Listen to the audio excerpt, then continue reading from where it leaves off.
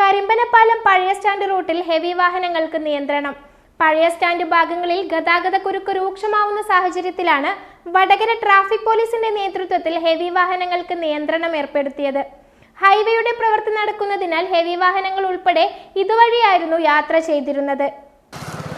വടകരയിലെ നമ്മൾ പഴയ ബസ് സ്റ്റാൻഡിലേക്ക് പോകുന്ന കുടുക്ക് ഈ ഹെവി വെഹിക്കിൾസ് പഴയ ബസ് സ്റ്റാൻഡിലേക്ക് പോകുമ്പോഴാണ് നമ്മൾ എടോടി ഭാഗത്ത് കുടുക്കുണ്ടാകുന്നത്. അതിനാണ് നമ്മളിവിടെ ഈ ബോർഡ് വെച്ചിരിക്കുന്നത്, നോ ഹെവി വെഹിക്കിൾസ് ബോർഡ് വെച്ചിരിക്കുന്നത്.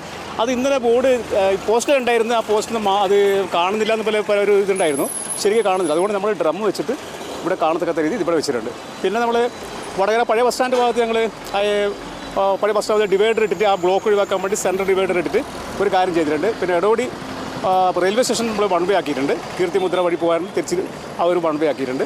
പിന്നെ നെറ്റ് സ്ട്രീറ്റിലെ ബസ് സ്റ്റോപ്പ് ഞങ്ങൾ മാറ്റിയിട്ട് പുതിയ സ്ഥലത്തേക്ക് വീതിയുള്ള ഭാഗത്തേക്ക് മാറ്റിയിട്ടുണ്ട്. പിന്നെ കൈനാട്ടി ബസ് സ്റ്റോപ്പും കൂടി മാറ്റാൻ വേണ്ടി പറഞ്ഞിട്ടുണ്ട്. അത് 2 ദിവസം കൂടി അതാവും. അതിപ്പോൾ ബസ്സുകാർ റോഡ് നടുവിലാണ് നിർത്തുന്നത്. അതുകൊണ്ടാണ് ഈ വടകര ബേക്കോട്ട് ഒരുപാട് ബ്ലോക്ക് കാണുന്നത്. ആ ഒരു ഇതും കൂടി കൈനാട്ടി നമ്മൾ വീതിയുള്ള ഭാഗത്തേക്ക് മാറ്റുന്നതോടുകൂടി ബസ്സുകൾ ബസ് ബേയിലേക്ക് വരും. പിന്നെ അത് നിർത്തിക്കഴിഞ്ഞാൽ പിറകിലുള്ള വാഹനങ്ങൾക്ക് പോകാൻ പറ്റും, ഈസിയായിട്ട് പോകാൻ പറ്റും.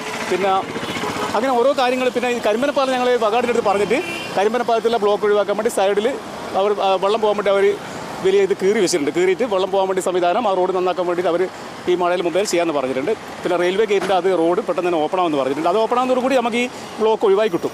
അങ്ങനെ ഓരോ കാര്യങ്ങൾ ഞങ്ങളിങ്ങനെ കഴിയുന്ന കാര്യങ്ങൾ ട്രാഫിക് പോലീസിൻ്റെ ഭാഗത്തുനിന്ന് ഇങ്ങനെ ചെയ്യുകയാണ്. ലിങ്ക് റോഡിലെ ബസ് സ്റ്റോപ്പ് ഒഴിവാക്കാൻ ഒരു മുനിസിപ്പൽ മീറ്റിങ്ങിൽ തീരുമാനമായിരുന്നു. RTO പോലീസ് എല്ലാ റോഡിലും തീരുമാനമായിരുന്നു. ആ പോലീസ് RTO അതുപോലെ തന്നെ പിന്നെ ബസ് ഓണേഴ്സൊക്കെ ഉണ്ടായിരുന്നു.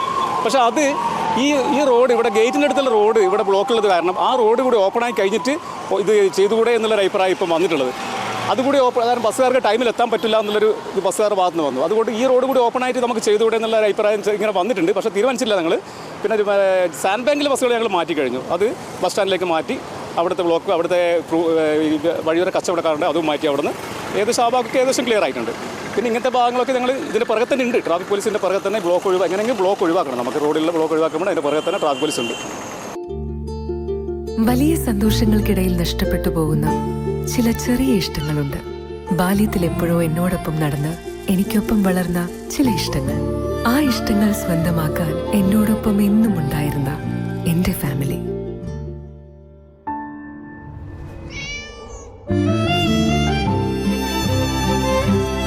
എന്റെ ഇഷ്ടങ്ങൾ എന്റെ ഫാമിലിക്ക് അറിയാം. Family wedding centre.